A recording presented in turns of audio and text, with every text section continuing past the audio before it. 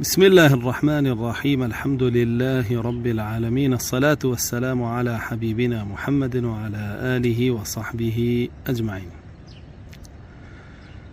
فرموديك من هي رسول الله صلى الله عليه وسلم فرمويتي وكو ئاگادار کردنەوەیەک بۆ ئێمە وەکو هۆشداری دانێ کە فەرمودەیەکە بەڕاستی شایستەی ئەوەیە هەڵوێستەی لە بەرامبەرا بکەین و لێی ورد بینەوە و ئاگاداری خۆشمان بین.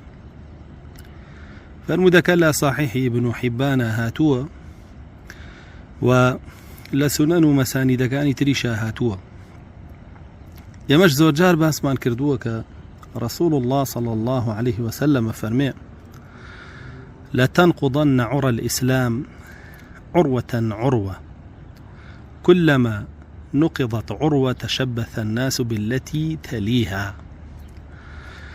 أفرمي إسلام طال بطال وەکو چۆن حەبلێکی تون و تۆڵ بێ هەڵەوەشێنرێتەوە. طبعا عروە بریتیە لەو ڕیشاڵانەی کە بەیەکەوە هەر هەمویان گوریسێکی ئەستور و بەهێز پێکهێنن. جا رسول الله صلى الله عليه وسلم لو فرمودە ئیسلام بەو گروپە بەو گوریسە ئەستور و بەهێزە با بڵین ئەشو بهێنێ و فەرمێ ئەم گوریسە لە دوای ئەو بەهێزی و تون و تۆڵیەی هەڵەوەشێنرێتەوە. بەڵام چۆن هەڵەوەشێنرێتەوە؟ یەکسەر هەمووی نا، عروة عروة، طال بطالي وريشال بريشالي هەڵەوەشێنرێتەوە. طبعا مەبەستی هەڵوەشاندنەوەی ئیسلامە لەناو خەڵکیە، نەک ئیسلام خودی خۆی هەڵوەشێتەوە. ئیسلام خودی خۆی هەڵناوەشێتەوە، ئەوە ڕوونە. الله جل جلاله ناردويتي ليظهره على الدين كله والله متم نوره. سەرەکەوێ بەسەر هەموو دینەکانە و ئەوە نوری ئەڵڵایە و هیچ کەس ناتوانێ بیکوژێنێتەوە. سەرکەوتن هەر بۆ ئیسلام و مسڵمانانە لە ئایندەیە، بەڵام بۆ زەمانێک لەناو خەڵکیە هەڵەوەشێتەوە. پاشانە فەرمی رسول الله صلى الله عليه وسلم هەر تەڵێکی هەڵەوەشێنرێتەوە لەو گوریسە، خەڵکی دەسەگرێ بە تاڵێکی تریەوە، تەشەبەثە بالەتی تەلیها،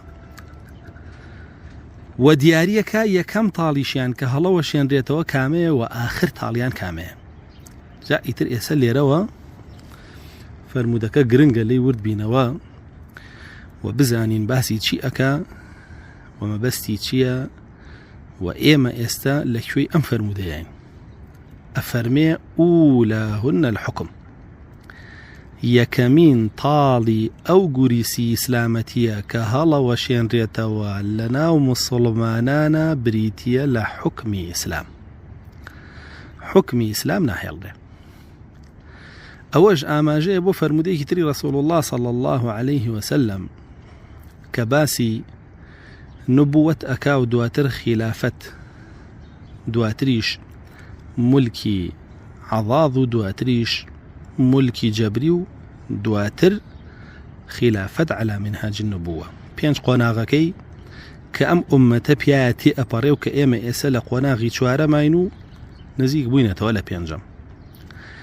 ئاماژەیە بۆچی نەمانی حکمی ئیسلام، بۆ هاتنی حکمی جەبری، بۆ هاتنی حکمی جەبری، یعنی حکمی ئیسلام ناهێڵرێ و حکمی جەبری دێ کە ئەمەش لە جەنگی جیهانی یەکەمەوە ڕوویداوە.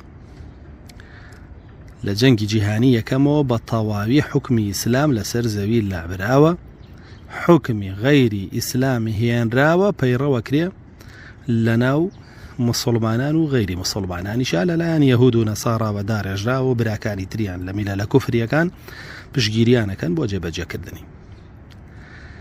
کە ئەم حکمەش لاچوو، ئیتر هەڵوەشاندنەوەی تاڵەکانی تر و با بڵێن ڕیشاڵەکانی تری ئەو گوریسە ئاسانە بێ، چونکە حکم لە ئیحکامەوە هاتووە، تون و تۆڵی و تون و تۆڵکردنەوە. ئەوە ئیسلامەتی لەناو خەڵکا تون و تۆڵ کردووە کابراکە مرتد ئەبێتەوە، گەر بێت و تۆ حکمی مرتدی بەسەرا تەطبیقکەی ئەو وەختە ڕیددە لەناو خەڵکیە زیاد ناکە وەرگەڕان لە دینە لەناو خەڵکیان زیاد ناکە.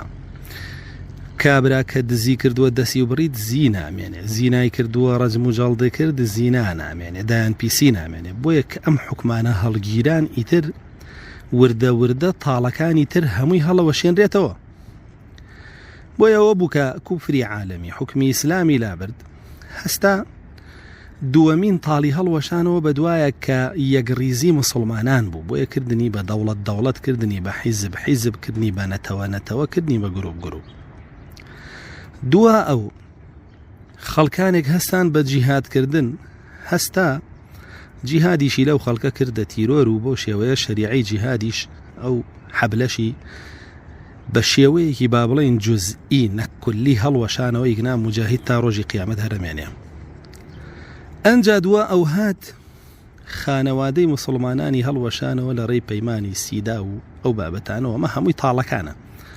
ئێستا ئەوەتانێ خێزان و خانەوادە وەکو جاران نەماون، گوێڕایاڵی دایک و باوک نەماوە، تەنانەت دوای لێ هاتووە کوڕ شووەکا بە کوڕ و کچ شووەکا بە کچ و بەو شێوەیە کە ئەیبینین و بانگەشەی بۆ کرێ و لە وڵاتی خۆشمانە ئەم هەڵوەشانەوەی عوڕوەی ئیسلامە و لابردنی و هێنانی کوفریات و فەساد لە جێگەیە خەریکە ئەکرێ بە یاسا و بە قانون و چۆن لە زۆرێک لە دەوڵەتان کراوە بە قانون.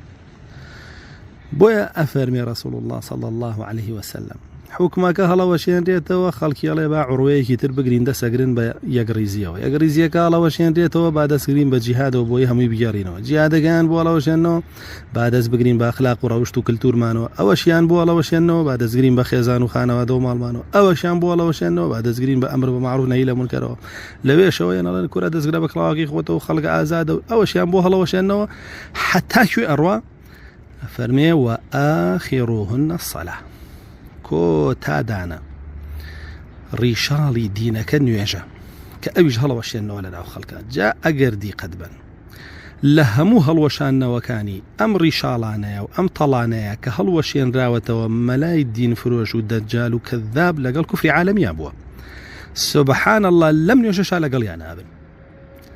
باشە ئابینی مەلای دەجال فتوایان بۆ ئەدا ئەڵێ کورە نوێژ مەکەن پێویست ناکایەوە هەر مسلمانن، حرب بڵێن لا إله إلا الله مسلمان تەواو پێویستیان بە نوێژ نییە.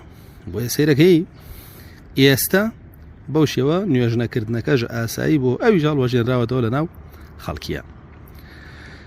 طبعاً ئیمامی ئەحمەد ئەم فەرموداکە بە بەڵگا دیسان بۆ ئەوەی کە نوێژ نەکەر کافرە. فەرمێ ئاخر شت لە ئیسلامەتی هەڵەوەشێتەوە نوێژە یعنی تر تاوە دوای نوێژی ئیسلامەتی نەماوە. استنباطەکەژی زۆر جوانە لەجێی خۆیاتی وەکو ئیمامی مەڕوەزی لە تەعظیم قەدر الصەلاتە گێڕێتەوە لێوەی. جاگەدار بن مسلمانان بزانن لەکوێوە ئیسلامەکەتان زەفەری پێبراوە و ئەگەر بمانەوێ لە ناو خۆمانە پەیڕەوی کەینەوە ئەبێت لەکوێوە دەست پێ بکەینەوە. بۆیە من زۆر دەمێکە گەشتوم بەو قەناعەتە هەتا حکمی ئیسلام نەگێڕێتەوە ناتوانین ڕێگر بین ئەلەو هەموو کوفر و بەدڕەوشتیەی کە لە وڵاتە ئەیبینین. ئەم فەرمودەیە بەرچاوڕوونیەکی زۆر جوانە بۆ هەر کەسێک بێوێ خەمی ئەم ئیسلامە بخوا و هەوڵ بدا سەری بخاتەوە و پەیڕەوی بکاتەوە و پەیڕەو بکرێتەوە لە وڵاتی جارێکی تر. والحمد لله رب العالمين.